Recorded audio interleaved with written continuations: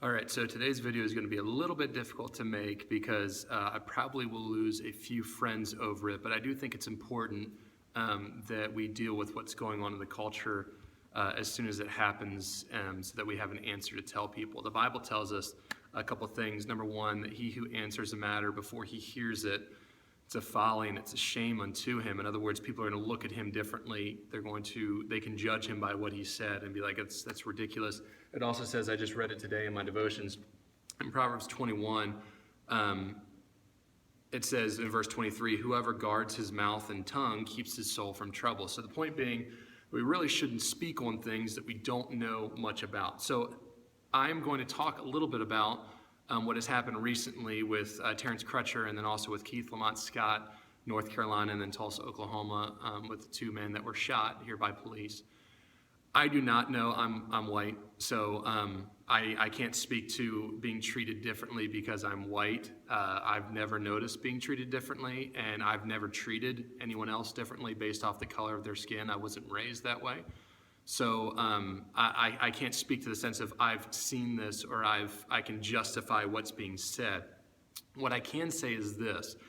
The people that are taking away from our police officers or are trying to get us to doubt our police officers are taking maybe one rotten apple out of a bunch of them, and they're trying to spoil the entire bunch. They're trying to ruin a judicial system that has been set in place that is good for America, and they're trying to ruin it based off of the actions of a few. And I'm not even saying, by the way, I'll talk a little bit about the situation with Lamont and then Terence Crutcher in a second, but I'm not even saying they were bad apples. I'm just saying that they're trying to ruin a way of life that has been going on and has been protecting us for so long because of the actions of a few. Now, should the actions of a few be, should they be dealt with? Yes, just the same way as if a pastor does something wrong, it should be dealt with, right? I'm not saying that you should look over it because people are in a position. What I am saying is that you should be able to look back and say, okay, they've had to go through a testing phase, they've had to do this different stuff, they've been trained this way. Should we then take a little bit extra careful to make sure we know what we're talking about when dealing with the situation? Absolutely. So you have the situation with Terence Crutcher who didn't respond to police. I mean, when she was there, when Officer Shelby was there and went through and was talking with him, she noticed that there's something going on. He's staring off in the distance. There's something different going on. She thinks he has a weapon, so she draws her pistol. She tells him to get down on his knees. He doesn't do that, and he starts walking back to the vehicle. Well, if no one's responding to you, and they're walking back to their vehicle, not listening to you, and everyone here goes, but his hands were up. Great, yeah, okay, that she didn't shoot him right away. It's not like she was like, got him. But he walks back to his vehicle, and she believes that he is reaching in the vehicle. And again, I've seen the video. I don't know if the window's open or down. There's all this different stuff about it. But anyways, looks like he's reaching with his left hand towards the vehicle, and boom, he gets tasered, and then he gets shot. People are all up in arms like, hey, he was peaceful, whatever. Well, number one, he didn't listen to the police, okay? He didn't get on his knees. He didn't stop. He was obviously, according to the police officer, he was obviously on something, so, that makes a difference as well. So, yes, could he have just been tased? Absolutely, but I've never been in a situation where I've had someone I think is reaching for a gun, and I have a gun, and thought to myself, you know what I should do? I should reach down, get my taser, and taser him instead of shooting him.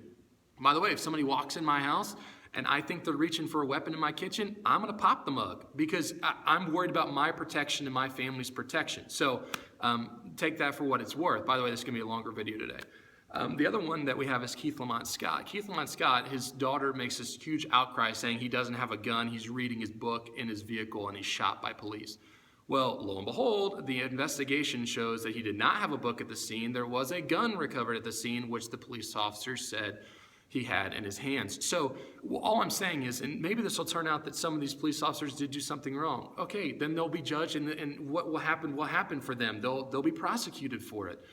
But for us to blatantly just jump on the bandwagon of we can trust no police officers means we're throwing away our society because of the actions of a few, if indeed they were wrong. Just like when Michael Brown had hands up, don't shoot, but wait a minute, his hands weren't up. So we have all these different claims of police officers doing something they're not supposed to do, when in reality, they were, in most of these situations, following what they were supposed to do. Were some of them unfounded in the past? Yes. I'm not saying that there has never been any racial discrimination. I'm not saying that.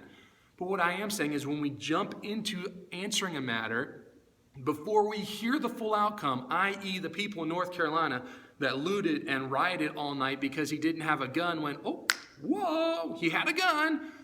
We have wasted, it's a folly, it's a shame to us because we've jumped on something that we shouldn't have jumped on, that we didn't even listen to the whole matter before hearing it. And for those who would jump on and say, you know what, police are targeting Black Americans, and that's why we're jumping on this issue of Black Lives Matter and all this different stuff. Hey, I'm behind you. Every life matters. It's not just Black, although I will say, that Black, Hispanic, Asian, white, whatever, Caucasian, whatever you want to say, every life matters to God, and every life should matter to the judicial system, but as well to the church, to every single person. Every life should matter. But here's the thing. When you look at you can look at theguardian.com and you can see police shootings for all of 2016. I think there's 788 of them. 350 are white males that were killed by police gunshot. You know how many are Black? 185. So to say that the police are targeting Black Americans and shooting them is wrong. Because look at the numbers. Look at the numbers between the two of them. I trust my police officers. You know what? If I have a bad run-in with a police officer, which I've had, by the way, if I have a bad run-in with a police officer, I chalk it up to a bad day for that guy. I chalk it up to maybe there was some sort of discrimination, but I don't judge the entirety of that group based off of him. By the way, I don't judge the entirety of the group based off of a Black criminal or a white criminal or Hispanic criminal. Because it's wrong. So stop claiming that the police are racist because you in turn are being racist by saying that they are racist. Okay? It's a never-ending cycle. What I'm challenging for us to do is this. Number one, don't answer a matter before hearing it. Study it out. See if it's actually true. And if you're going to say, well, the statistics don't actually matter, they don't tell the truth, well, then you're just going off of nothing, man. I mean, the statistics are what they are. They prove what's going on. But also, in verse 23 of Proverbs 21, whoever guards his mouth and tongue keeps his soul from troubles. Keep your soul from troubles by guarding what you're saying, by guarding what's going on, by what you're telling other people. Because, like Proverbs says, it can be counted as a folly and a shame to you if you're going to keep saying things without actually backing them up. Listen, I am not for racial discrimination. I'm not for the killing of innocent people. I'm not for any of those things. What I'm for is for an America that is non-racist, but also doesn't just start hammering off at people because someone does something wrong and we don't agree with it. Let's all take a look at the situation by case, and instead of jumping as soon as someone says, he doesn't have a gun. Okay, yeah, everybody knows who has a gun in their household, right? As soon as they say, he doesn't have a gun, we go, and start looting and rioting, or whatever the case may be. Let's hear a matter out before we count it as folly and shame to us. And I'll tell you what, I back the blue. I do. I back our police officers. There may be a few, but the vast majority of our police officers are there to protect me and to protect our people. And now they're scared to do their job because people are killing them for doing their job. It's nonsense. Back the blue. But also, don't be racist. Love everybody. Everybody's the same. We're all the human race. Don't stop discriminating against people if you are. And if you're not, then man, just keep telling people that God loves them no matter what they look like, no matter what they act like. God loves everybody. But remember, back the blue.